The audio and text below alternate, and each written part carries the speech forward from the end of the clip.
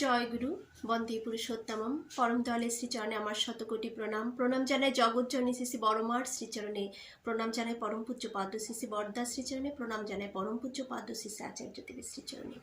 আপনাদের সবাইকে আমার আন্তরিক আনন্দিত জয় গুরু। শুভ নববর্ষ সবাইকে। বছরের প্রথম থেকেই যেন আমরা নিজেকে আরও ঠাকুরময় করে তুলতে পারি, একটু একটু করে এই প্রার্থনা রইল আমার দয়ালের শ্রীচরণে সকলের জন্য। জয় গুরু দেওয়া, আমি কালকে একটা ভিডিওতে বলেছিলাম যে জয় গুরু দেওয়ার জন্য, এই কারণে যে জয় গুরু দেওয়ার মধ্য দিয়ে ঠাকুর আমার মাঝে জীবন্ত থাকেন। তা গতকাল ঋত্বিক সম্মেলনে পরম পূজ্যপাদ শ্রী শ্রী আচার্যদেব এটাই কিন্তু বললেন। আমরা সবাই দেওঘরে যাই, কিন্তু দেওঘর থেকে যখন ফিরে আসি তখন আমরা খালি হাতে ফিরে আসি। আচার্যদেব কি নিয়ে আসতে বললেন দেওঘর আশ্রম থেকে, যা নিয়ে এলে আমার জীবন চরম উন্নতিতে ভরে যাবে। আসুন সেটাই জেনে নিই। গতকাল ঋত্বিক সম্মেলনে পরম দয়াল শ্রী শ্রী ঠাকুরের ঋত্বিক সম্মেলনে আচার্যদেব কি বললেন আমাদের উদ্দেশ্যে, সকলের উদ্দেশ্যে। নানান কথা হলো। তারপর আচার্যদেব বললেন, এখান থেকে যারা ফিরবেন আনন্দবাজারে খেয়ে এই কথাগুলি সবাই ভুলে যাবেন। তার কি হাসি সুন্দর, সেই হাসিতে তিনি বললেন আনন্দবাজারে খেয়ে এই কথাগুলি সবাই ভুলে যাবেন। ঠাকুরের যে ভালো ভালো কথাগুলো, এগুলো ভোলানোর দায়িত্ব সম্পূর্ণ আনন্দবাজারের। বললেন মানে কি হাসি, তার প্রচণ্ড হাসি, মানে একটু মজা করে তিনি বলছেন যে আনন্দবাজারের পুরো দায়িত্ব এইখান থেকে যা যা কথা আপনারা শুনেছেন সব কিছু ভোলানোর। কারণ আনন্দবাজার করে কেউ হয়তো বিকেলে ট্রেন ধরবে, ঘরে গিয়ে একটু বিশ্রাম নেবে, ঘুমিয়ে যাবে, আর সব কথা তারা ভুলে যাবেন।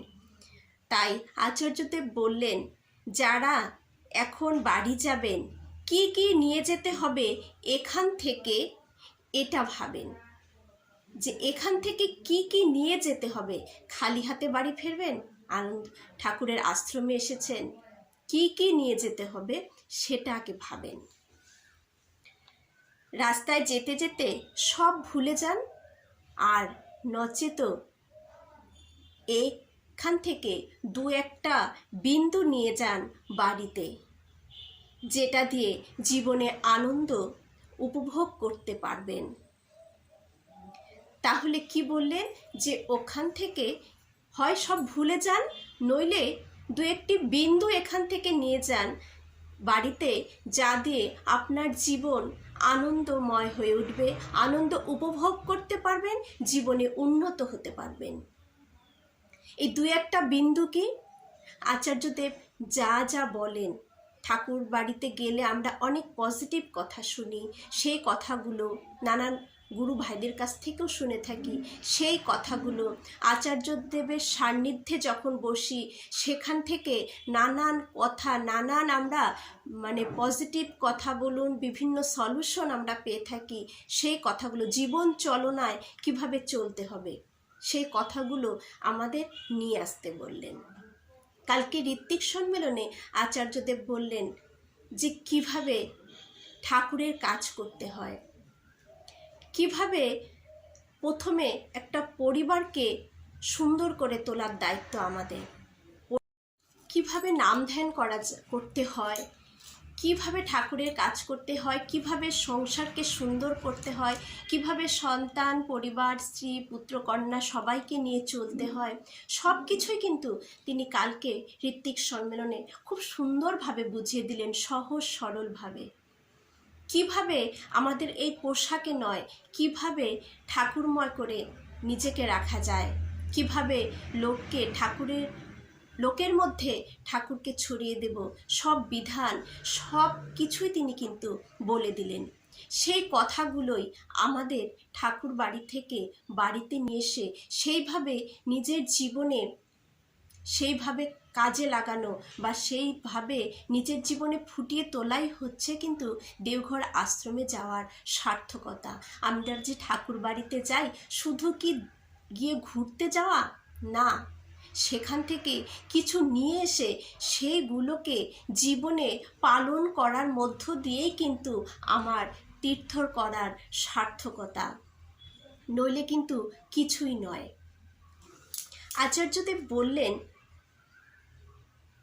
কি করবেন এটা আপনার নির্বাচন, আমাদের সবার নির্বাচন করার ক্ষমতা আছে। আমি যে ঠাকুর বাড়ির থেকে এই কথাগুলো নিয়ে এলাম, যে কিভাবে ঠাকুরের কাজ করতে বললেন, এই যে টিপি ওয়ার্কসের কথাও তিনি সুন্দর পুঙ্খানুপুঙ্খভাবে বলে দিলেন কিভাবে করতে হবে, সেটাই যদি আমি নিজের জীবনে কাজে লাগাই, সেটা লাগানোর দায়িত্ব পুরোটা কিন্তু আমাদের। বললেন যে আপনার নির্বাচন পুরো আপনার, করার ক্ষমতা আছে, চিন্তা করার ক্ষমতা আছে, জীবনে যা কিছু হবে সবটা কিন্তু আপনার নির্বাচন। কারণ আমার চিন্তা করার, বিস্তার করার ক্ষমতা কিন্তু আমাদের সকলের ভেতরেই রয়েছে। তাই আচার্যদেব বললেন সবটাই আপনার দায়িত্ব, কেবল আপনার দায়িত্ব। যদি পরমপিতার নির্বাচিত সন্তান হতে চাই, সেই হতে গেলে নির্বাচিত হতেই হবে কোনো না কোনো দৌলতে। ভিক্ষুক, আচার্যদেব বললেন, একটি ভিক্ষুক যখন দাঁড়িয়ে বুক টান টান করে জয়গুরু বলে, তখন আমার মনে হয় তার সাথে ঠাকুর দাঁড়িয়ে রয়েছেন। তার সাথে যখন ঠাকুর দাঁড়িয়ে আছেন তিনি পুণ্যবান। সবাই আমরা দক্ষ এবং চিন্তা বিস্তারের ক্ষমতা কিন্তু রাখি। আমার চিন্তাতে ঠাকুরের বিস্তার হবে, সৎসঙ্গের বিস্তার হবে, সংগঠনের বিস্তার হবে, এর মধ্য দিয়ে তো আমার জীবনের সার্থকতা। কারণ সবার ভেতরে কিন্তু আমাদের চিন্তা করার ক্ষমতা রয়েছে, সেটাকে বিস্তার করারও ক্ষমতা আমাদের সকলের ভেতরেই কিন্তু রয়েছে। কিন্তু কে কোনটাকে, কোন ভাবটাকে আমরা কাজে লাগাবো, সেই নির্বাচন করার দায়িত্ব সম্পূর্ণ আমাদের। আচার্যদেব কিন্তু গতকাল ঋত্বিক সম্মেলনে খুব সুন্দরভাবে, পরিষ্কারভাবে, সহজ সরলভাবে বুঝিয়ে দিলেন। এখন করাটা পুরোটা আমার উপর। আমি আমার জীবনকে যদি সুন্দর করতে চাই, আমি আমার পরিবারকে যদি সুন্দর করতে চাই, তাহলে এই কথাগুলোকে আমরা মানার চেষ্টা করব। তাই ঠাকুর বাড়ি থেকে, সৎসঙ্গ আশ্রম থেকে আমাদের এই বিন্দু, এক দুটো বিন্দু নিয়ে এসে সেই বিন্দুকে সমুদ্রের কাজে লাগিয়ে দিতে হবে, সমুদ্রের মতো বিন্যাস ঘটাতে হবে তার। জয়গুরু। আরও ঋত্বিক সম্মেলনের আরও নানান কথা শোনার জন্য সাথে থাকবেন, ভিডিওগুলো দেখবেন, আর জয়গুরু অবশ্যই দেবেন। জয়গুরুর মধ্যেই ঠাকুর আমার সাথে দাঁড়িয়ে থাকেন। তাই সবাই কমেন্টে জয়গুরু দেবেন। সবার মঙ্গল হোক এই প্রার্থনা প্রভু শ্রীচরণে। জয়গুরু। বন্দে পুরুষোত্তমম।